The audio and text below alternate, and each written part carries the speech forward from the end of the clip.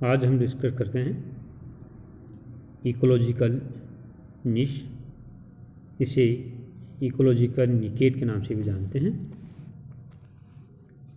Annum जेशब 1970 ने ecological निश को समझाया।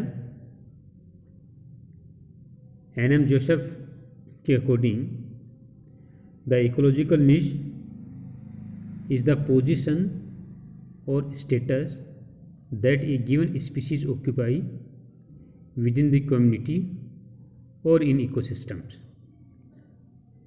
जोसेफ के अकॉर्डिंग इकोलॉजिकल निश किसी स्पीसीज के द्वारा कम्युनिटी में या इकोसिस्टम में प्राप्त की हुई पोजीशन या उसका स्टेटस इकोलॉजिकल निश के नाम से जानते हैं। या कह सकते हैं कि किसी कम्युनिटी या इकोसिस्टम में रहने वाले किसी ऑर्गेनिजम्स की पोजीशन तथा स्टेटस को हम इकोलॉजिकल निश के नाम से जानते हैं। एक्चुअली किसी आवास में सेम कंडीशंस के जंतु या सेम स्पीसीज के जंतु आवासित रहते हैं और हर एक स्पीसीज उस आवास में एक पर्टिकुलर एरिया के अंदर आवासित रहती है। उस पर्टिकुलर एरिया में जिसमें वो स्पीसीज रह रही है वह उस पर्टिकुलर स्पीसीज या उस पर्टिकुलर आवास को हम उस स्पीसीज का इकोलॉजिकल निश कहते हैं या इकोलॉजिकल निकेत कहते हैं। अब कई बार ये होता है कि उस पर्टिकुलर आवास के अंदर अन्य स्पीसीज भी आवासित हो जाती हैं या आकर रहने लग जाती हैं, तो उसे हम रियलाइज निश के नाम से जानते हैं। तो बेसिकली जिस आवास के अंदर जो स्पीसीज रहती हैं वो किस स्थिति में या किस पोजीशन पे वहाँ पर रह रही हैं वो इकोलॉजिकल निश कहलाता है। नेक्स्ट हम देखते हैं according AP. Odum 1977। AP. Odum 1977 क्या कहते हैं? The ecological niche is the profession of that species which is habitat in the community और इन इकोसिस्टम्स। ओडम कहते हैं कि कोई स्पीसीज किसी कम्युनिटी के अंदर आवासित रहती है, उसका प्रोफेशन क्या है या किस प्रोफेशन के रूप में वो उस आवास में आवासित रहती है या किस स्थिति में किस पोजीशन पे वो आवासित रहती है, ये इकोलॉजिकल निश के नाम से जाना जाता है। बेसिकली हैबिटेट को हम उस स्पीसीज के एड्रेस के नाम से जानते हैं, यानी रहने का वह स्थान है जहाँ पर जंतु रहता है, मगर निश वह पर्टिकुलर क्षेत्र है जिसके अंदर वो स्पीसीज आवासित रहती है। निश include range of physical and biological conditions in which a species live. निश मुख्य रूप से उस रेंज को रिप्रेजेंट करती है जहाँ पर फिजिकल बायोलॉजिकल उस आवास की कंडीशंस होती हैं या उस रेंज में जंतु आवासित रहते हैं। The ecological niche include all the physical chemical physiological and biotic factors that an organism face during its existence. Ecological niche में वो सभी फिजिकल केमिकल फिजियोलॉजिकल तथा जैविक कारक सम्मिलित होते हैं जिनके द्वारा उस में रहने वाले जंतु के द्वारा उनको प्रभावित किया जाता है या जंतु के द्वारा उनको फेस किया जाता है।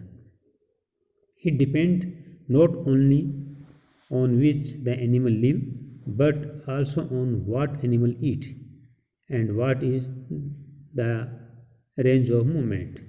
ये केवल इस बात पर निर्भर नहीं करता कि एनिमल्स कहाँ आवासित रहता है, मगर ये इस चीज़ पर भी निर्भर करता है कि एनिमल्स की ईटिंग हैबिट क्या है, वो क्या खा रहा है, और साथ साथ किस रेंज के अंदर जंतु मूव कर सकता है। एग्जाम्पल के रूप में हम देखें, in shallow water at the edge of lake different type of water bugs are made, but in some one like Notonecta are predator, but like Coryxa are saprophytes. These are showing different निके या निश को represent करते हैं। किसी झील के किनारे का कम गहरा पानी हम देखें तो उसमें विभिन्न प्रकार के वाटर बग आवासित रहते हैं। इसमें नोक्टोनेक्टा लाइक वाटर बग प्रवेक्षी के रूप में रहते हैं या प्रेडेटर के रूप में पाए जाते हैं, मगर कोरिक्सा प्रकार के वाटर बग सेप्रोफाइट्स होते हैं। तो हम कह सकते हैं कि एक ही आवास में रहने वाले दोनों वाटर बग की फीडिंग हैबिट अलग अलग है। एक इसमें प्रीडेटर है और दूसरा इसमें सेप्रोफाइट्स है। तो हम कह सकते हैं कि इन दोनों ऑर्गेनिजम्स या जंतुओं की निश अलग अलग है, क्योंकि दोनों एक ही क्षेत्र के अंदर आवासित रहते हैं, मगर इनकी फीडिंग हैबिटेट अलग अलग है या इनका खाने की प्रवृत्ति अलग अलग है। इसे हम इकोलॉजिकल निश के रूप में जानते हैं। नेक्स्ट हम देखें, ह्यूमन बीइंग का अपना एग्जाम्पल लें। In human beings some occupy a very broad ecological area. हम जानते हैं कि ह्यूमन बीइंग्स बड़े इकोलॉजिकल एरिया में आवासित रहते हैं। इसमें से कुछ यानी मोस्टली ह्यूमन बीइंग्स ओमनिवोर्स होते हैं, यानी वो कार्निवोर्स तथा हर्बिवोर्स होते हैं। यानी ओमनिवोर्स को बेसिकली हम कह सकते हैं कि वो सब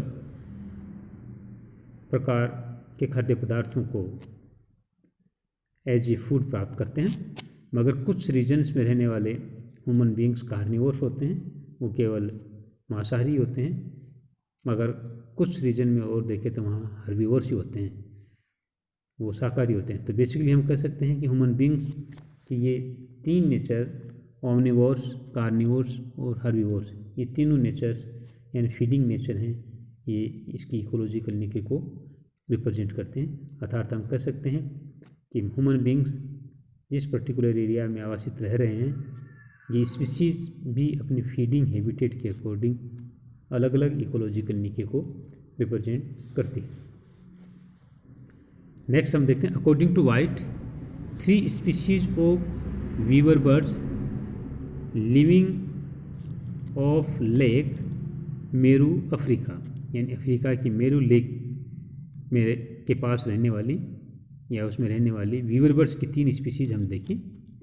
all these 3 species utilise different food. ये तीनों स्पीशीज जो लेक के नज़दीक रहती हैं, अफ्रीका में मेरू लेक के नज़दीक रह रही हैं, ये तीनों स्पीशीज अलग अलग प्रकार के खाद्य पदार्थ को रिसीव करती हैं। तो हम कह सकते हैं कि एक पर्टिकुलर आवास में रहने वाली स्पीशीज विभिन्न प्रकार के खाद्य पदार्थों को प्राप्त करती हैं। तो खाद्य पदार्थों को प्राप्त करने के व्याप में हम कह सकते हैं कि इनका इकोलॉजिकल निश अलग अलग है। नेक्स्ट देखते हैं, each birds need to branch for on nest. Birds को हम देखें, किसी प्लांट्स के ऊपर बर्ड्स आवासित रहते हैं, क्योंकि एक प्लांट्स के ऊपर अनेक स्पीशीज आवासित रह सकती हैं, मगर कुछ पक्षी ऐसे होते हैं कुछ निश्चित टहनियों के ऊपर या उसके ऊपर ही अपना नेस्ट बनाते हैं, बाकी अदर होते हैं वो दूसरी टहनियों के ऊपर अपने आप को आवासित करते हैं। तो each birds need to branch for own nest, यानी प्रत्येक बर्ड्स को हम देखें तो वो अलग अलग ब्रांच के ऊपर अपने नेस्ट का निर्माण करते हैं। This is also called their niche, इसे भी हम उसका निश कहेंगे, क्योंकि एक ही ब्रांच के ऊपर सभी पक्षी नेस्ट नहीं बना रहे हैं, अलग अलग ब्रांच के ऊपर इस एक ही स्पीसीज के जंतु अपना नेस्ट बना रहे हैं। In order to pass on their gene, bird must find a mate, और ये जंतु अपने जीन को ट्रांसफ़र करने के लिए अपने मैटिंग पार्टनर को ढूंढने का कार्य भी करते हैं।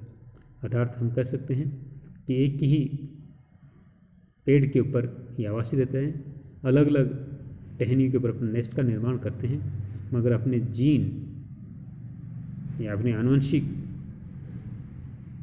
कैरेक्टर को स्थानांतरित करने के लिए ये बर्ड्स मैटिंग पार्टनर को ढूंढने का कार्य करते हैं, जिससे इनकी सर्वाइवलिटी बनी रहे। साथ साथ ये एनिमल्स यहाँ रह करके भोजन आदि को भी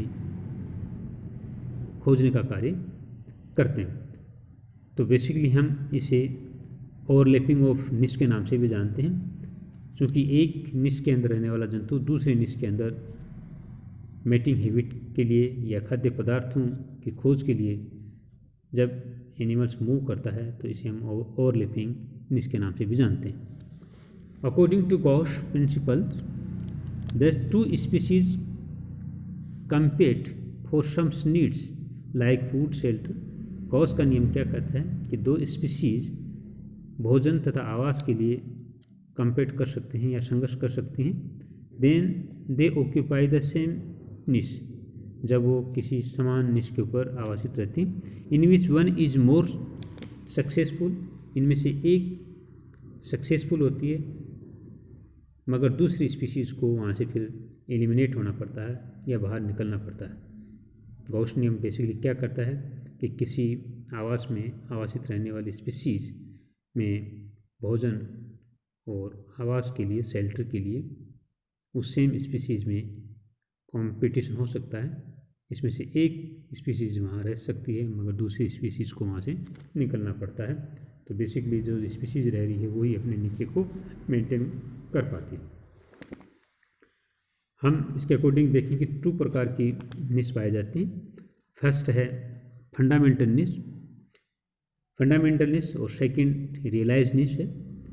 फर्स्ट निश को हम देखते हैं, it is occupy by species by potentially, यानी स्पीशीज किसी जाति की पोटेंशियल के द्वारा उस निश को ऑक्यूपाई किया जाता है, या कोई स्पीशीज उसमें रह रही है तो वो पोटेंशियली उसके द्वारा जो ऑक्यूपाई किया जाता है, यानी उस स्पीशीज़ का पोटेंशियल क्या है, उसके रहने की क्षमताएं क्या हैं, उसके अकॉर्डिंग किसी निश को ऑक्यूपाई किया जाता है, उसको फंडामेंटल निश के नाम से जानते हैं।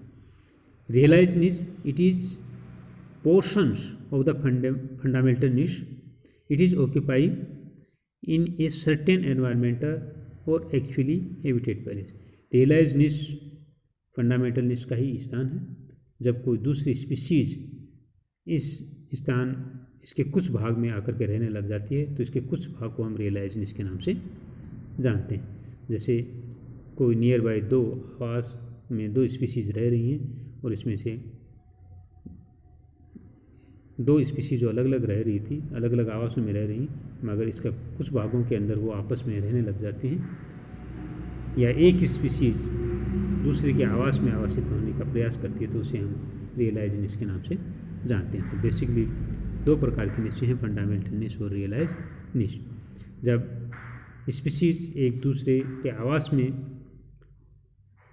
आवासित होने लग जाती हैं या निश को वो शेयर करने लग जाती हैं तो इसे हम ओवरलैपिंग ऑफ द निश के नाम से भी जानते हैं।